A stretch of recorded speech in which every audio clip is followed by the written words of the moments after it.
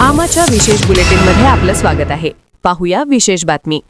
छत्रपती संभाजीनगर येथे मंत्री संजय शिरसाट यांनी उद्धव ठाकरे यांच्या मतदारसंघ दौऱ्यासह राज्यातील सध्याच्या राजकीय घडामोडींवर जोरदार टीका केली.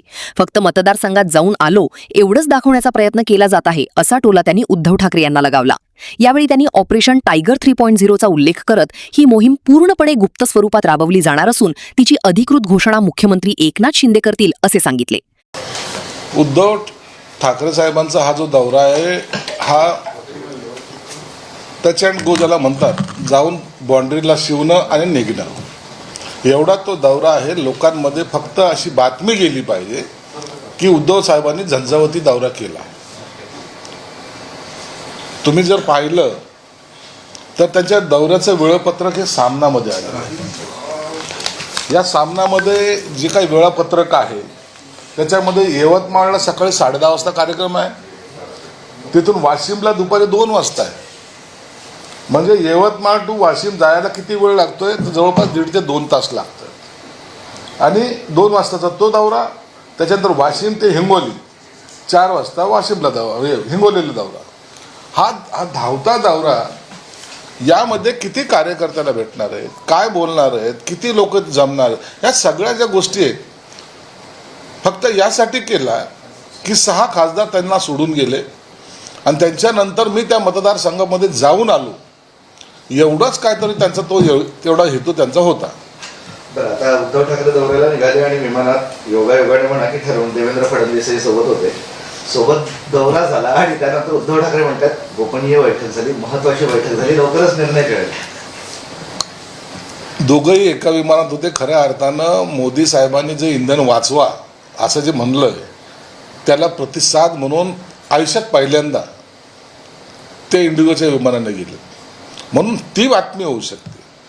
आता त्या विमानामध्ये काय बोलले, खरं तर असा काही संवाद झाला असावा असं मला वाटत नाही, परंतु संवाद झाला पाहिजे. राजकीय जरी आपण आपले मार्ग वेगळे असले तरी हितसंबंध हे माणसात जपले पाहिजे. माझ्यासारखाचे अनेक उभाटातले अनेक नेते आहेत, त्यांच्याशी माझे आता आजही जवळचे संबंध आहेत. म्हणून संबंध ठेवणं याला राजकारणामध्ये महत्त्वसुद्धा असतं. म्हणून त्यांचे काही असे बोलणी झाली असावी असं मला काही वाटत नाही. एक चर्चा फार सुरू आहे पण या निमित्तानं की आदित्य ठाकरे आणि उद्धव ठाकरे चार्टर विमान सोडून प्रवासी विमान, भरपूर चर्चा सुरू आहे. भरपूर चर्चा यासाठी की त्यांनी मान्य केलं की मोदीकडे जो काही विजन आहे त्याला आपण प्रतिसाद दिला पाहिजे. पहिल्यांदा हे बसतायत. नसता 35 मिनिटाचा प्रवास मुंबई टू संभाजीनगर जरी करायचा असला तरी त्यांना चार्टर्ड लागत होतं. आणि त्या म्हणून आता त्यांचा कल नेमका कुठं झुकतोय ही खरी अर्थ याच्यातून बातमी निघते. या भेटीवर भाजप नेते सकारात्मक प्रतिक्रिया पाहायला मिळतात, त्यांना योगायोग वाटत नाही. योगायोग नाहीच आहे ना तो. हे जे काही आता विमान प्रवास झाला त्याच्यामध्ये काही बसले, त्याचे फोटो आता पेपरमध्ये आलेले आहेत. एकाचं तोंड एकीकडे आहे, दुसऱ्याचं तोंड दुसरीकडे, आणि म्हणून त्यांनी केलेला दौरा त्यांना आमच्या शुभेच्छाच आहेत. ऑपरेशन टायगरची आता पुन्हा एकदा मोठी चर्चा होती. ऑपरेशन टायगर 3 याच्यासाठी शिंदेचे 5 शिलेदार ठरले. त्यामध्ये उदय सामंत, प्रताप सरनाईक, अर्जुन खोतकर, निलेश राणे, दादा भुसे यांच्यावरची जबाबदारी देण्यात आलेली आहे की ठाकरेंच्या शिवसेनेचे 14 आमदारांशी संपर्क करण्यात. तुम्हाला काय माहिती आहे? अहो, असे ऑपरेशन करताना कुणाचे नेमणुका करत नसतात. हे काय पक्षाचं पद आहे का? काय एखादा शपथविधी घेऊन त्यांना कामाला लावायचं असंच असतं का? ऑपरेशन हे ऑपरेशन असतं, त्याच्यात चर्चा ह्या होत नसतात.